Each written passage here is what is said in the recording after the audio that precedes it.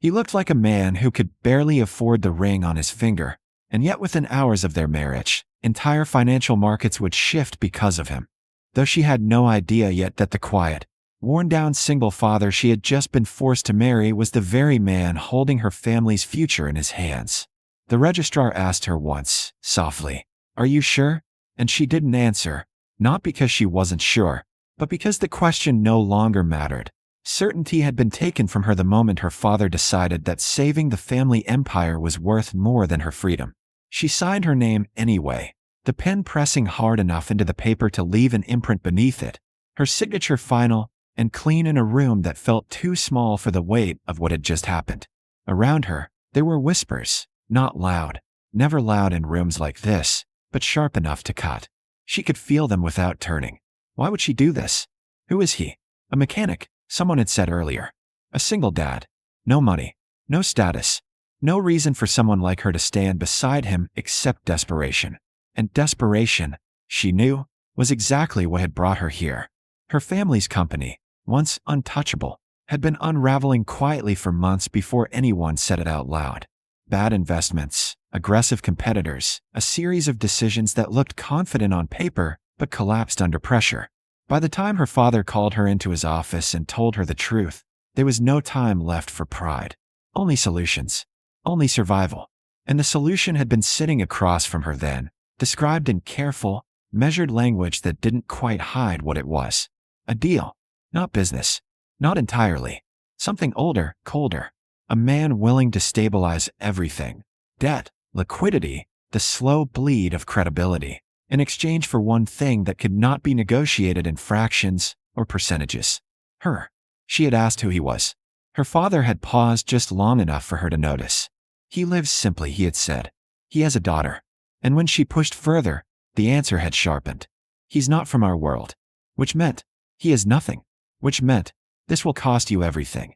And still, she had said yes, because the alternative had been watching everything her family built collapse into nothing while she stood by with principles that no longer had any power to protect anyone.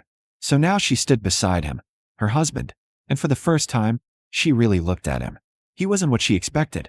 Not weaker, not smaller, just steady. His jacket was old, but clean. His posture relaxed, but not careless. He didn't fidget, didn't look around the room for approval or validation. When he signed his name, he did it without hesitation, without even glancing at her, as if this moment, this irreversible shift, had already been settled in his mind long before she ever arrived.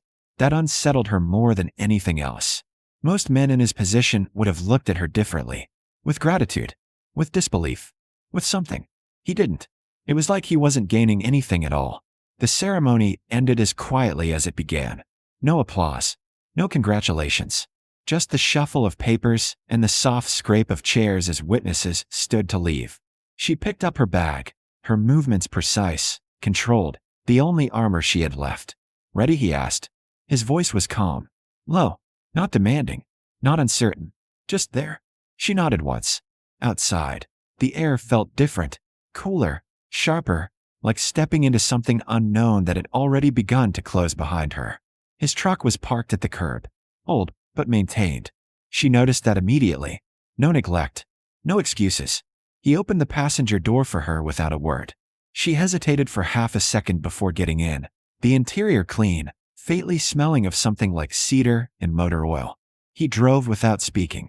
The city thinned around them, glass towers giving way to quieter streets, then smaller houses, then a neighborhood that felt lived in instead of displayed.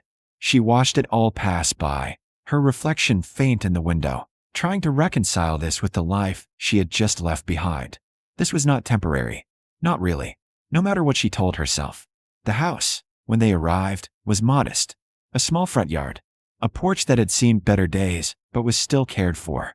Not impressive. Not embarrassing. Just real. He carried her suitcase inside like it weighed nothing. She followed, her heels softer against the worn wood floor. The first thing she noticed was how quiet it was. Not empty. Just settled. Like a place that had found its rhythm long ago and wasn't trying to impress anyone anymore. Then the quiet broke. "Dad," a small voice. Curious. She turned. The girl stood in the hallway, watching her with open, unfiltered interest. Not judgment. Not caution. Just curiosity. "Hi," the girl said, stepping closer. "Are you the one who's staying with us?" The question landed simply, but it carried more truth than anything else that had been said all day.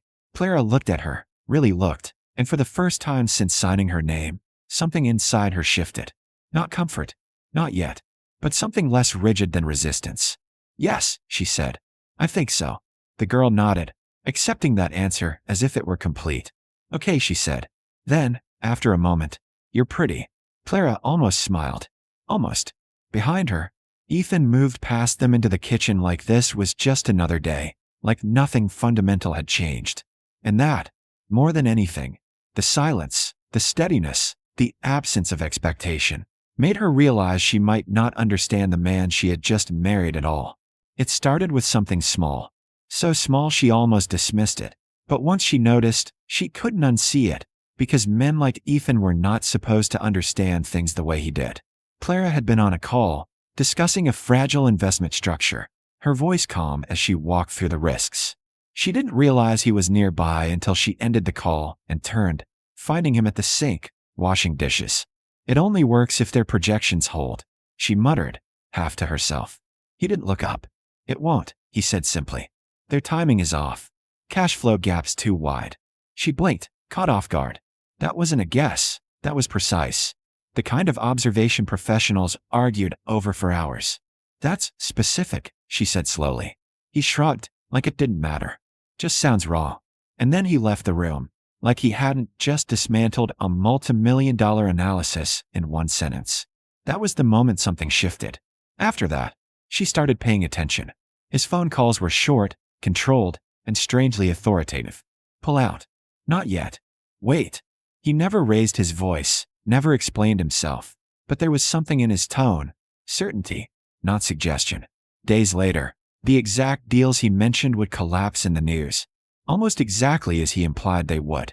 Clara sat at her desk one evening, staring at a headline, her mind moving quickly through possibilities. Coincidence didn't fit. Luck didn't repeat this consistently. There was only one answer left, and she didn't like it. So she did what she always did when something didn't make sense. She dug. At first, there was nothing unusual. Basic records. A garage business license. School details for his daughter. A previous address. Everything clean. Too clean. It felt curated, like someone had left just enough behind to look real while hiding everything that mattered. That alone made her keep going. It took time before she found it, buried deep in old financial archives, behind a login she hadn't used in years. She almost missed the name, but when she saw it, her entire body went still. Ethan Hayes. Not just a mechanic. Not just a single father. Years ago, he had been something else entirely. Founder. CEO. A name that once carried serious weight in finance. His company had risen fast. Unusually fast. And then, just as suddenly, he had disappeared. No public collapse. No scandal. Just gone. The article estimated billions tied to his name at the time. Billions. Clara leaned back in her chair, her thoughts unraveling. She thought about the house, the quiet routines, the deliberate simplicity of his life. None of it was accidental. He had chosen this, walked away from everything people like her spent their lives chasing. And then something else clicked. The anonymous investment that had saved her family's company. The timing, the structure, the quiet precision. Her chest tightened as she reopened the details and read them again, this time with clarity. It was hidden well, layered through holding entities and indirect positions. But once she saw it, she couldn't unsee it. It led back to him. He had been the one, not her father's influence. Not luck. Him. The man who made coffee every morning like it was nothing. Who never once mentioned what he had done, or what he was capable of. Clara slowly closed her laptop, the silence around her heavier now. Everything she thought she understood had shifted. Not loudly, not dramatically, but completely. She thought about the way she had seen him at the beginning, the assumptions she made, the quiet distance she kept, and for the first time, something uncomfortable settled in her chest. Because the man she believed she had been forced to marry out of desperation had never been beneath her at all. If anything, he had been far beyond everything she valued, and had chosen to leave it behind. And somehow, without saying a word, without asking for anything in return, he had reached back into that world just long enough to save hers. He stepped onto the stage like a man who had never left it. And in that instant, every doubt Clara had been holding onto collapsed into something undeniable, because the quiet mechanic she had married without choice was now standing at the center of a room filled with power and commanding it without effort. She hadn't expected to see him there, hadn't expected anything at all, really, when she agreed to attend the conference alone.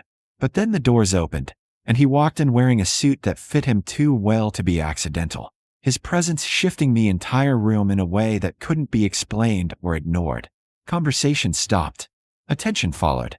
And when he began to speak, it wasn't loud or dramatic. It was controlled, precise, absolute.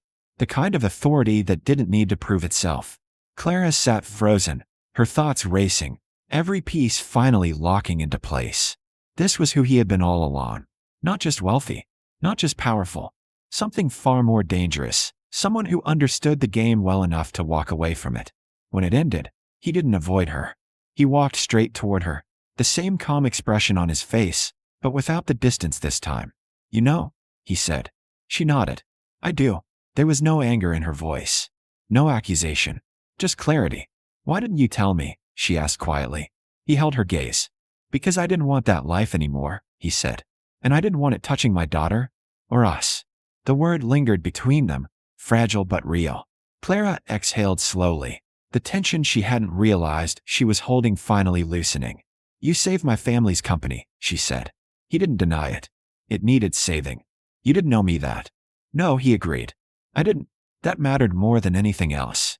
Not obligation. Not the deal that forced them together. Choice. Everything about him, everything he had done, had been a choice.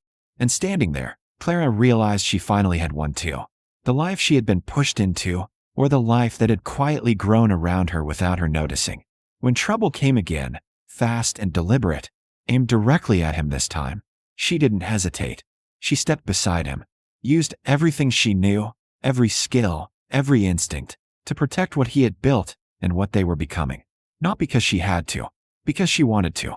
And when it was over, when the noise faded and the threats disappeared, they returned to the same small house, the same quiet rhythm, the same life he had chosen long before she ever entered it. Only now, it felt different. Real in a way nothing before had ever been. One evening, his daughter looked at her from across the table, eyes steady, as if asking a question that mattered more than anything else. "You're staying, right?" Clara met her gaze, then glanced briefly at him before answering. "Yes," she said softly. "I am." And this time, it wasn't because she had been forced to. It was because she finally understood something she hadn't before, that the man she thought she had sacrificed everything for had quietly given her something far more valuable in return. A choice. And she had chosen him.